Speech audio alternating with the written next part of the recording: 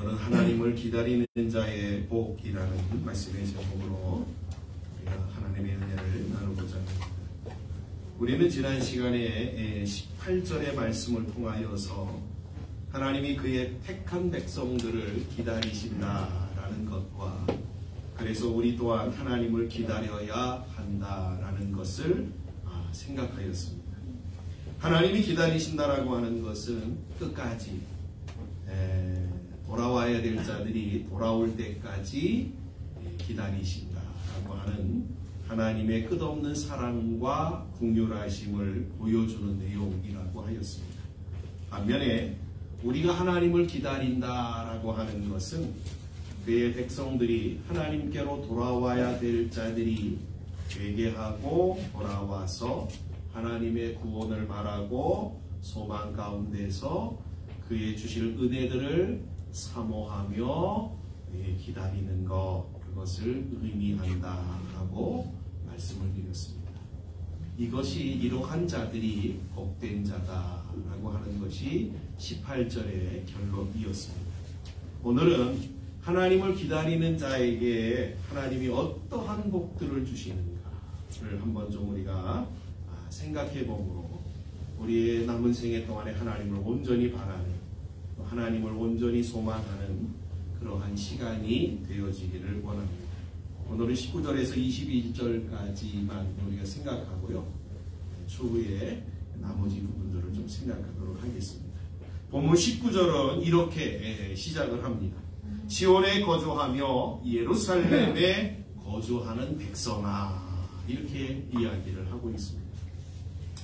하나님을 기다리는 자들에게 하나님 복을 주신다 이렇게 말씀하셨다라고 한다면 그 복의 내용이 무엇인가 이제 좀 설명만 하시면 될 것 같은데, 지금 성경은 그 복의 내용들을 설명하기에 앞서서 그 복을 받을 대상을 다시 한번 정확하게 일러주고 찍어주고 그러면서 그 대상이 누구인가를 분명하게 설명하고 있는 것을 우리가 확인하게 되어집니다.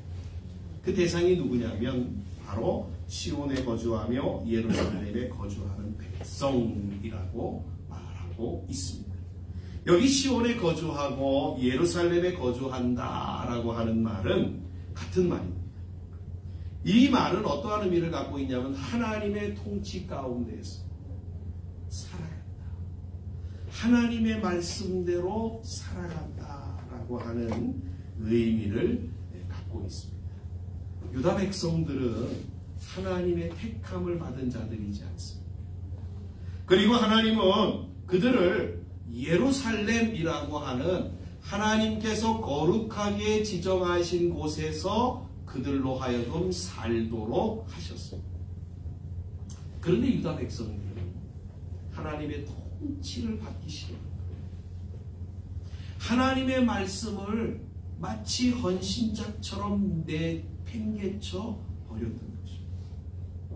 그리고는 하나님이 있어야 될 자리에 우상을 대신하고 그 우상이 지금 당장 자신에게 만족과 도움을 줄 수 있다라고 여기며 그 우상 섬기는 것을 멈추지 아니하고 서슴지 않았습니다. 그래서 항상 하나님 앞에 나아가야 될 그 시간들을 우상 앞에 나아가 소비하고 있었습니다.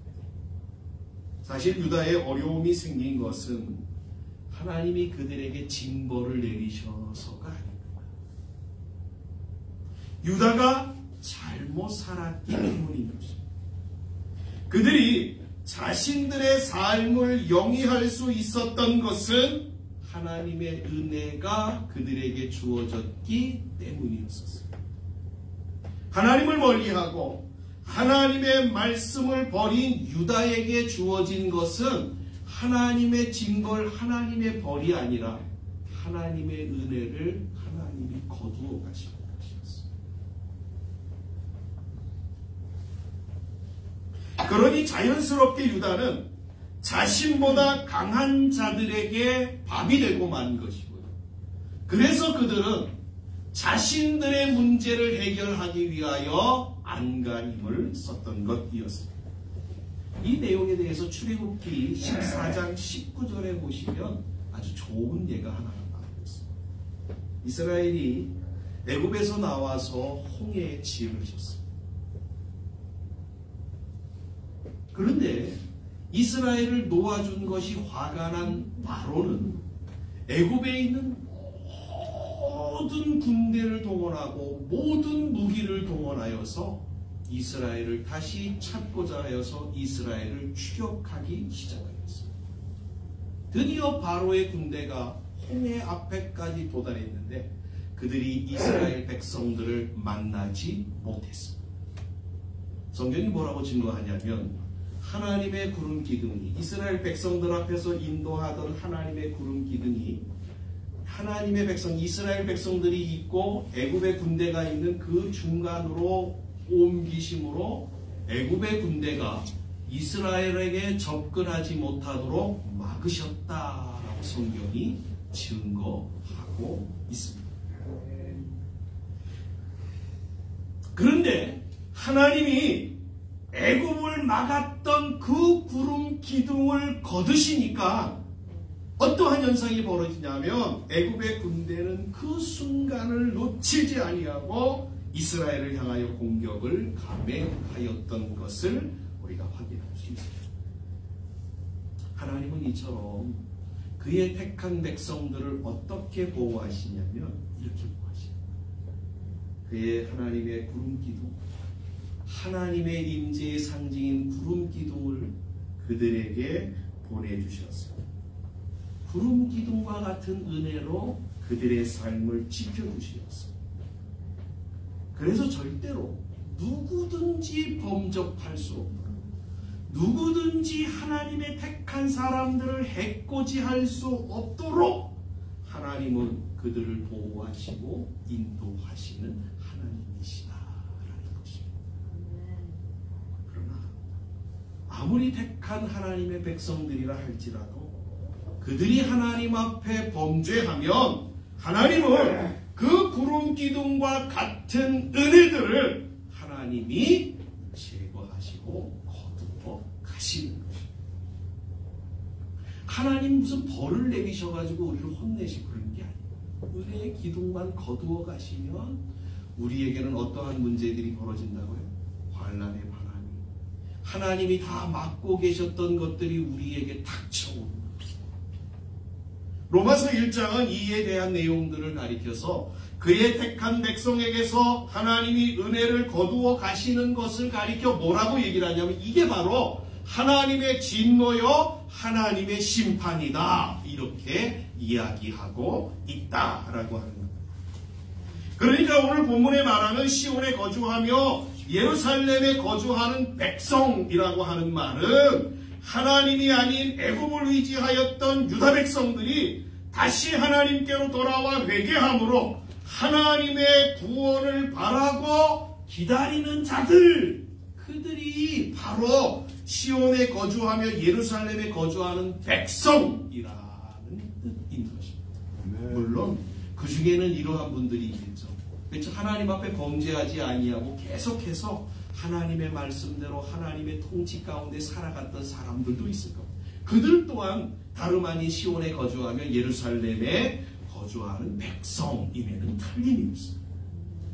자, 그렇다고 한다면 하나님을 기다리는 자, 하나님 앞에 회개하고 돌아와서 하나님의 구원을 바라보고 온전히 하나님 앞에 소망을 두고 살아가는 자들에게 하나님이 주시는 복이 무엇입니까? 몇 가지로 한번 생각해 보겠습니다. 첫째로 19절에 보니까 뭐라고 얘기를 하냐면 19절을 한번 다시 볼까요? 19절에 보니까 이렇게 증거합니다. 시온에 거주하며 예루살렘에 거주하는 백성아 너는 다시 통곡하지 아니할 것이다. 통곡하지 아니할 것이다. 여러분 이 통곡하지 아니한다라고 하는 이 말은 어떤 때 사용하는 말이냐면 사람이 죽었을 때에 애곡하는 것, 통곡하는 것을 의미하는 말로 통곡하지 아니한다라고 하는 이 말은 다시는 죽음으로 인하여 슬퍼하지 않을 것이다 라고 하는 말씀입니다. 이스라엘 백성들이 지금 이 당한 현실들이 어떠한 현실이냐면 아수르가 이 유다를 침공해서 유다를 삥 둘러서 포위하고 있는 상황입니다. 이제는 유다는 아수르의 그 놀라운 군대 앞에서 속수무책으로 당할 수밖에 없는 상황입니다. 그렇죠? 그래서 이들은 애굽을 의지하려고 했던 거예요. 근데 애굽을 의지하는 것이 하나님이 도리어 뭐라고 말씀하시면 그것이 도리어 화근이 될 것이다 라고 말씀하셨어요. 그래서 하나님 앞에 돌아오라고 말씀하셨어요. 그러니까 하나님 앞에 돌아온 자들에게, 그래서 하나님을 기다리는 자들에게 하나님이 어떠한 은혜를 주시냐면 다시는 죽음으로 죽음 때문에 통곡하지 아니할 것이다 라고 말씀하고 있는 거예요. 그러니까 현실적으로 보면 어떠한 말씀이냐면 아수르의 침공으로 인하여서 예루살렘에 거주하는 주민들이 절대로 죽음을 당하지 않을 것이다 라고 하는 말씀인 것입니다. 그러나 이것이 보편적으로 생각하면 사실은 좀 문제점이 하나 있습니다. 사실 이 말씀은 우리의 현실 속에서는 있을 수 없는 일이죠. 그렇죠? 다시 통곡하지 않는다라고 하는 말이 뭐라고 말씀드렸냐면 죽는 것을, 그렇죠, 죽음으로 인하여 슬퍼하는 일이 없을 것이다 라고 말씀드렸습니다. 여러분, 세상에는 죽는 일이 있습니다. 왜냐하면 사람은 반드시 죽기 때문에 죽음으로 인한 슬픔이 닥치는 것은 피해갈 수 없는 일입니다. 그럼에도 성경이 이 말씀으로 약속하고 있는 것은 또 다른 측면에서 어떠한 의미를 갖고 있냐면 이것은 종말론적인 측면으로 우리가 생각할 수 있습니다. 예수님이 다시 오심으로 하나님의 나라가 이루어질 때에 일어나는 일들에 대하여서 요한계시록 21장 4절에서 이렇게 증거하고 있습니다. 제가 읽어드릴 테니까 잘 들어보세요. 하나님이 그 백성들의 모든 눈물을 그 눈에서 닦아주시니 다시는 사망이 없고 애통하는 것이나 곡하는 것이나 아픈 것이 다시 있지 아니하리니 처음 것들이 다 지나갔다라고 증거해주고 있습니다. 이 말씀은 이러한 소망으로 살아가는 택한 자들에게 그 소망이 현실이 되도록 하나님이 우리의 모든 삶을 일거수일투족을 인도하여 주신다라는 말씀이에요. 다시 말씀드리면 이런 거예요. 여러분, 예수 믿는 사람은 살기 위해서 죽을까요? 아니, 살기 위해서 살까요? 죽기 위해서 살까요?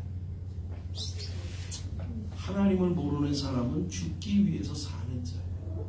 그러나 예수 믿는 사람은 영원히 살기 위해서 사는 자예요.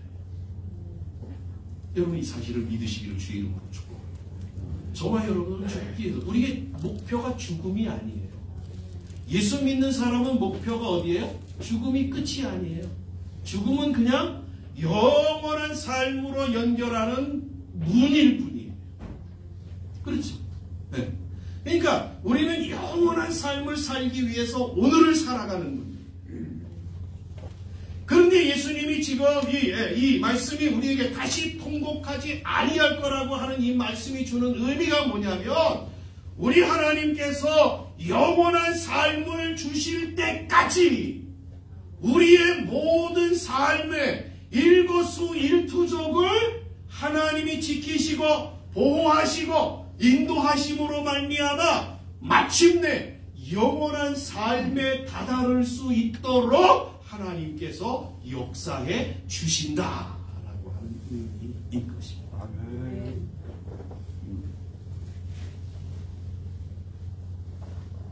이러한 사실을 저와 여러분들이 기억하시고 주님을 의지하시고 또 그분의 주신 소망 가운데서 말씀의 소망 가운데서 살아가시기를 주의 이름으로 간절히 축복합니다.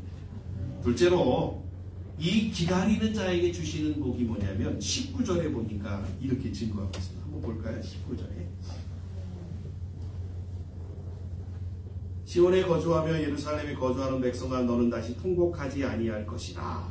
그가 내 부르짖는 소리로 말미암아 내게 은혜를 베푸시되 그가 들으실 때에 내게 응답하시리라.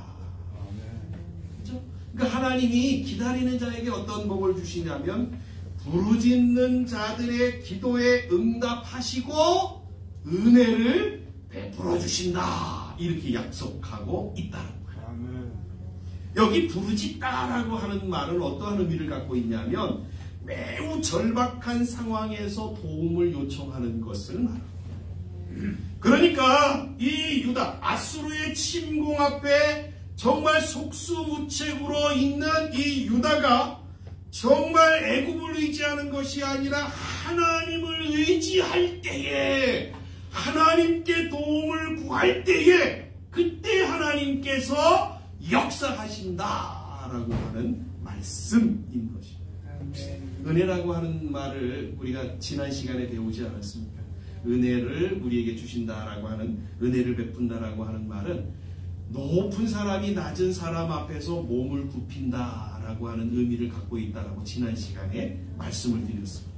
그러니까 이 말씀은 어떤 의미냐면 하나님이 우리에게 하실 수 있는, 주실 수 있는, 베푸실 수 있는 모든 은혜를 가지고 우리에게 허락하여 주신다라는 말씀인 것입니다.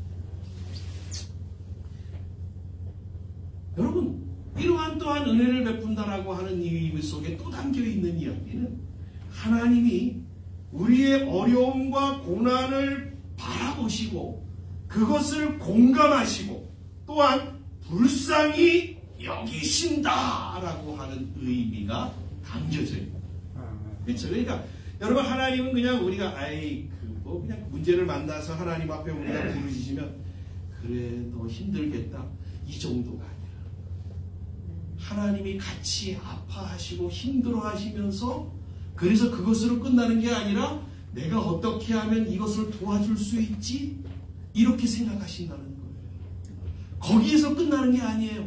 내가 어떻게 하면 도와줄 수 있지? 같은 마음으로 생각하고 어떻게 하면 도와줄 수 있지라고 생각하고 그리고는 마침내 최선의 방법을 다해서 자신이 하나님 당신이 가지고 있는 모든 것들을 동원해서 우리에게 도움을 허락하여 주신다라고 하는 것입니다. 여러분, 이러한 은혜가 우리에게 필요하지 않습니다. 저는 이 하나님의 은혜가 너무 필요해요. 여러분, 어떠한 자들에게 하나님이 이러한 은혜를 주신다고요? 하나님 앞에 부르짖는 자들에게 라고 성경이 말씀하고 있습니다. 또한 부르짖는 자들에게 응답해 주신다라고 하는 이 말씀은 그들의 기도를 메아리처럼 그냥 무심코 듣는 것이 아니라 마치 옆에서 상대방이 하는 말에 귀를 기울여 듣고 그에 대하여 공감하며 거기에 대하여 진지하게 반응하는 것을 말하는 것입니다. 이처럼 하나님은 그의 백성들이 하나님을 의지하고 부르짖는 기도를 결코 소홀히 여기시는 분이 아니십니다. 하나님은 자기 백성의 모든 기도에 주의를 기울여 주시고 또한 그래서 들으시고 그리고 그의 적합한 응답을 준비하시고 적절한 타이밍을 통하여 응답하시고 역사하시는 그러한 신실하신 하나님이십니다. 여러분, 그 하나님을 온전히 의지하시고 부르짖는 여러분들이 되시기를 주님의 이름으로 간절히 축복합니다. 기도에 대하여 탁월한 영성을 가진 이엔 마운주라고 하는 분이 이렇게 얘기했습니다. 하나님은 택한 백성들의 기도를 통하여 하나님의 구원 역사를 이루어 계십니다. 우리는 하나님 앞에 우리의 문제 가지고 하나님 앞에 기도하는 거예요. 하나님 살려주세요. 하나님 도와주세요. 하나님 내게 이러한 문제가 있습니다. 하나님 문제 해결해 주세요. 하나님 앞에 우리가 부르짖음으로 하나님 앞에 기도하러 나아가는데 하나님은 그 기도를 통하여서 하나님의 역사들을 이루어 가신다는 거예요. 여러분 이러한 내용 성경이 얼마나 많은지 아세요? 여러분 딱 생각나는 거 없습니까? 한나의 기도. 한나는 자기가 억울한, 그렇죠? 자기의 인생의 가장 비참한 모습 앞에서 아들 달라고 하나님 앞에 기도했습니다.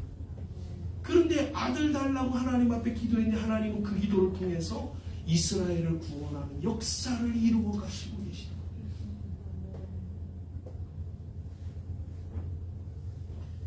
나이가 들면 말을 많이 하는 것이 좋지요. 그렇죠? 말이 많아지고 말을 많이 하는 것이 좋습니다. 그런데 아내들은 남편의 말을 좀 들어주는 편이에요. 그렇죠? 아내들은 좀 인내심이 좀 강한 것 같아요.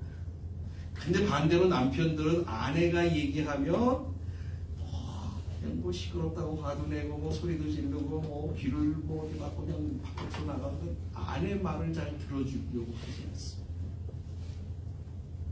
근데 아내들이 그래서 스트레스를 받습니다. 그렇죠? 근데 여러분 스트레스 안 받고 말을 많이 해도 괜찮은 방법 하나 있습니다. 뭔지 아시죠? 이미 감 잡으셨죠? 하나님 앞에 기도하는. 여러분 하나님은요 우리 남편은요 말을 하려고 그러면 어떻게 해요? 시간 잘 조정해야 돼요. 그렇죠? 뭐 하고 있는데 말 걸면은 막 시끄럽다고 그러죠. 그 다음에 뭐 잠잘 때도 깨서 얘기할 수 없잖아요. 시간, 장소, 뭐 상황 이런 거 다 따져야 돼요. 근데 하나님 앞에 기도하는 거, 하나님 앞에 말하는 것은요 시간 필요 없습니다. 장소 필요 없습니다. 상황 안 따져도 상관없습니다. 더 중요한 것은 우리가 하나님 앞에 말한 것들에 대하여 하나님은 우리가 말하는 것들을 아주 귀 기울여 듣고 그 말들을 하나도 빠짐없이 다 들으신다는 거예요. 그리고 거기에 대하여 하나님이 있는 힘을 다하여서 우리의 기도에 하나님께서 어떻게 해요? 도와주신다. 허락해 주신다. 여러분, 이보다 더 좋은 대화의 상대가 있으면 한번 나와보라고 하세요. 이보다 더 좋은 대화의 상대가 있으면 한번 여러분 말씀해 보세요. 없습니다. 하나님이 안 보인다고요?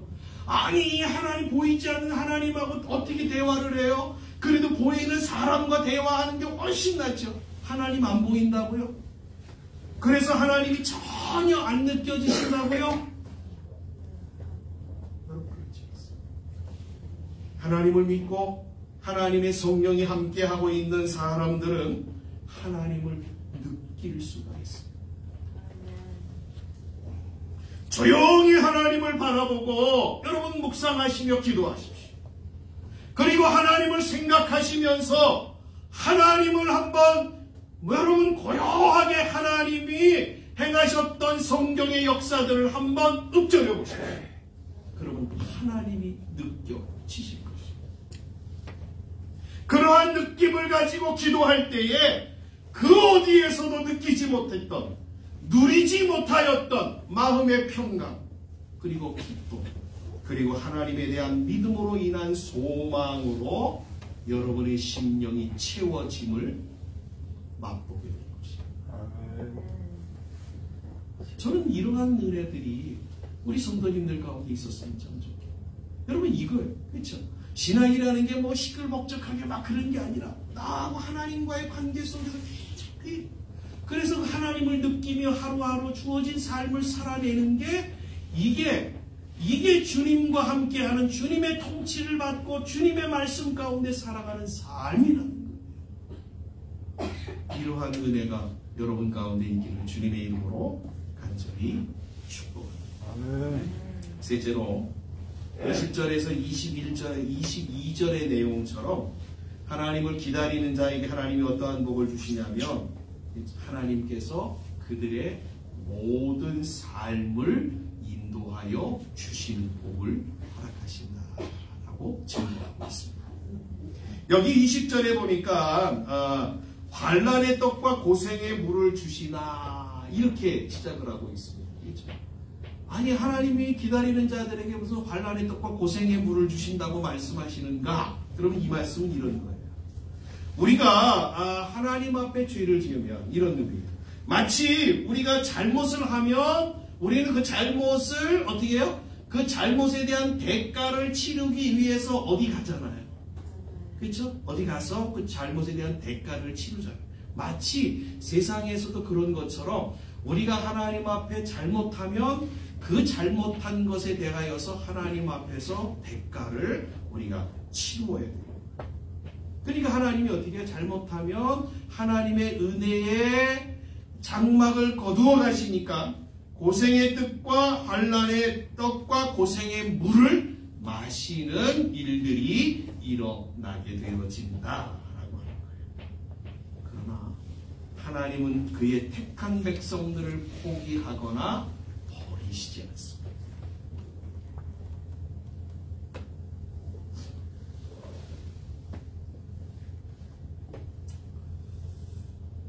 그래서 그들을 기다리시고 또 하나님을 기다리는 자들에게 또다시 하나님의 은혜를 회복하여 은혜의 길로 인도하여 주시는 그러한 하나님이신 것입니다.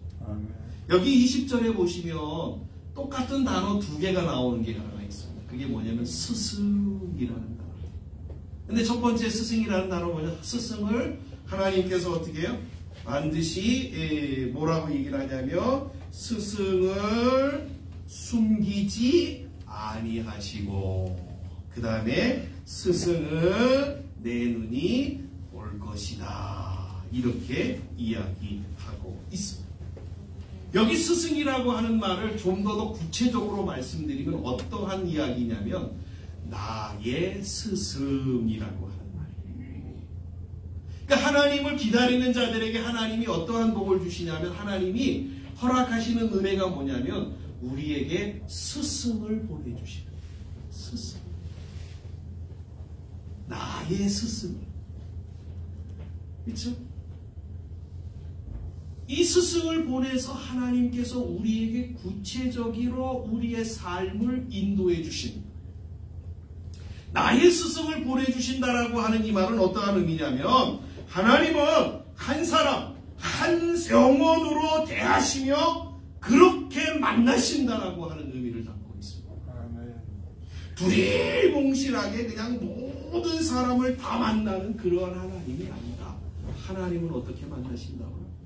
1대1로 하나님 만나시고 그래서 구체적으로 우리의 삶에 역사하시고 우리의 삶을 인도하신다.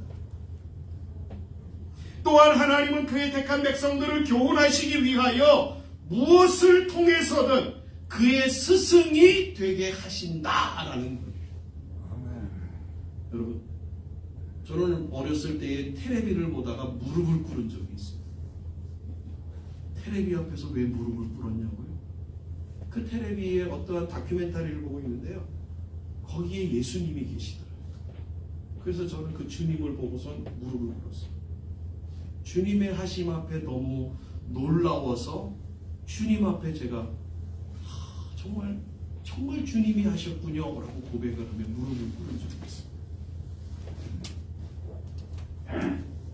그렇죠? 하나님은 나의 스승으로 이 세상에 있는 모든 것들을 동원하여 하나님은 우리를 교훈하시고 인도하신다.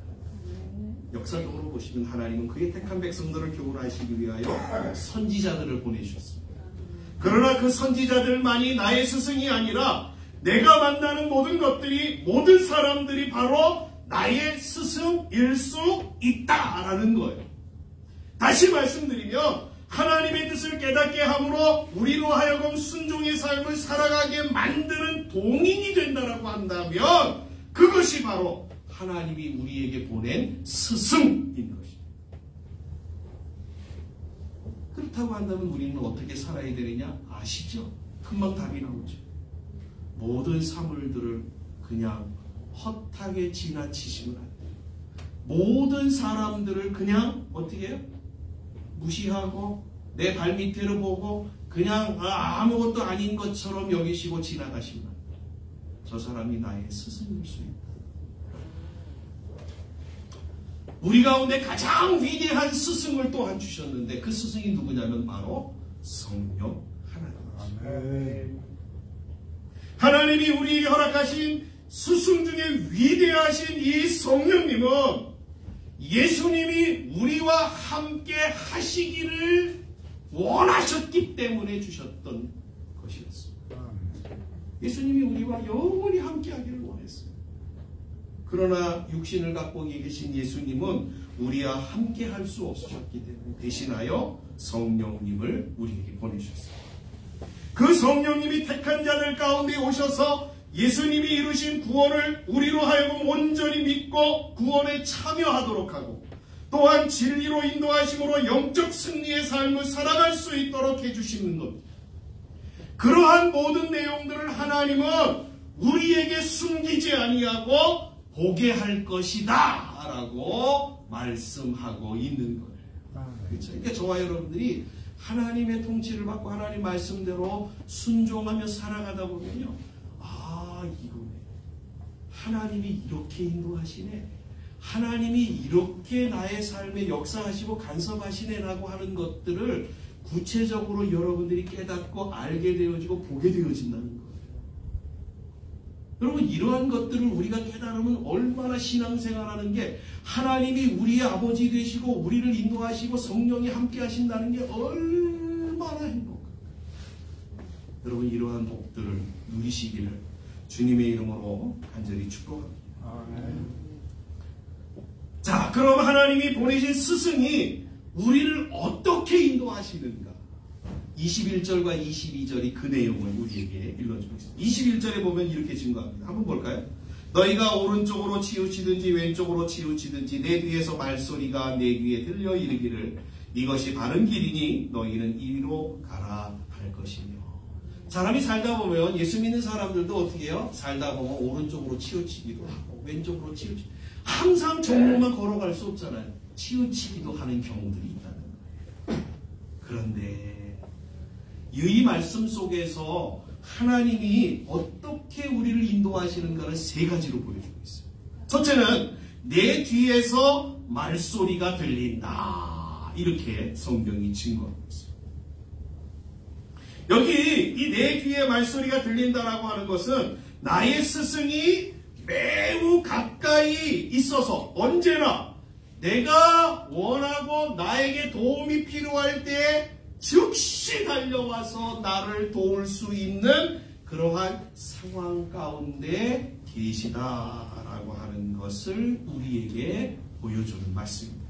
또한 둘째는 들린다라고 하는 이야기입니다. 들린다라고 하는 거예요. 이 스승의 인도는 한 번으로 끝나는 게 아니에요. 한 번 듣고 그냥 끝나는 것이 아니라 계속 듣는 거예요. 계속 들어서 지속적으로 그 사람을, 그 택자들을 인도해 주신다라고 하는 거예요. 즉 택자들이 어디로 가든지 말씀을 통한 가르침을 끊임없이 베풀어서 말씀의 정로를 틀어지지 않도록 계속해서 역사하신다는 것. 셋째로 이 말씀은 택자는 마땅히 걸어야 할 길이 있다라는 것을 일러주므로 스승은 반드시 그 길로 인도하신다라는 의미를 담고 있습니다. 택한 하나님의 백성들이 걸어야 할 길이 있습니다. 두 길이 아니라 한 길이에요. 그 길은 오직 한 길이에요. 그 길은 하나님이 사람을 만드신 후부터 변함없이 지속되어진 길입니다. 시대를 막론하고 모든 상황을 막론하고 이 길은 불변의 길입니다. 그건 뭐냐면 하나님을 의지하고 그분의 말씀대로 살아가는 거예요. 그 길이에요. 우리의 원수인 사단은 우리로 하여금 이러한 길을, 이 길을 하나님의 말씀대로 살아가고 하나님의 통치를 받으며 살아가는 것을 걷지 못하도록 끊임없이 우리의 삶에 찾아와서 방해를 합니다.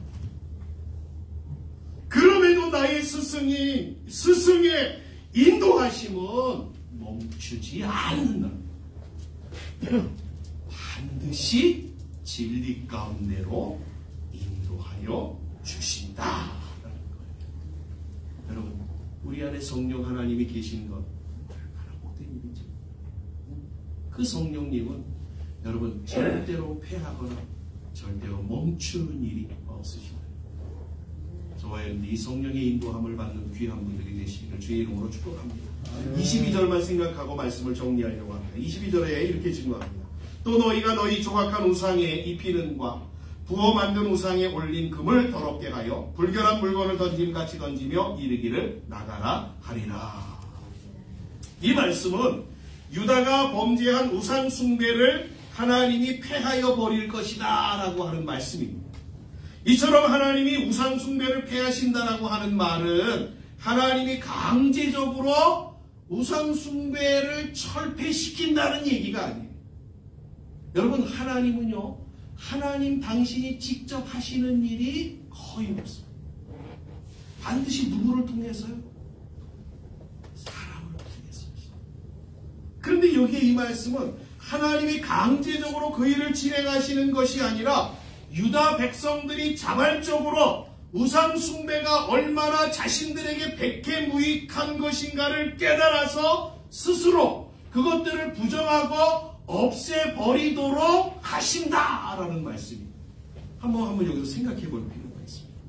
유다 백성들이 자신의 주어진 삶에 평생 동안 우상 숭배하며 살았어요. 우상 숭배하며 살았어요.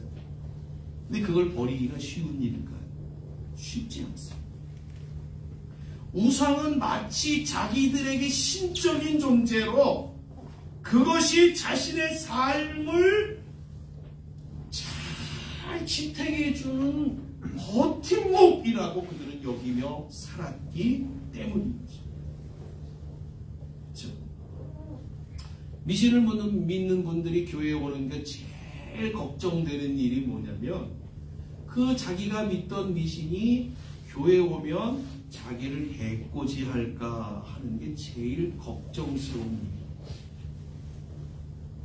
왜요? 지금까지 그 신이 자신의 삶을 지켜줬기 때문이라고 믿기 때문에 그렇습니다.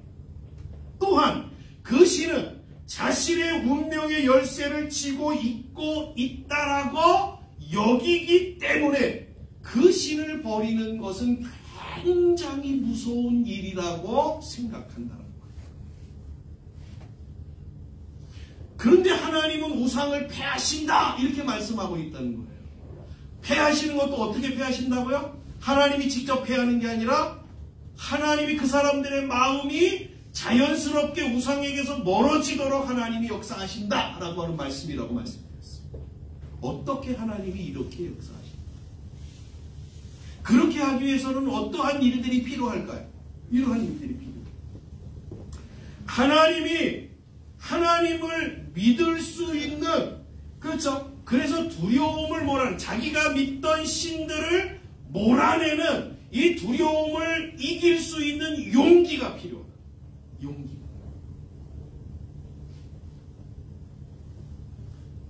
그 용기를 하나님이 부여해 주신다. 그래서 그들에게 정말 내가 이 신을 버려도, 내가 지금까지 의지하고 믿고 있던 것들을 버려도 나는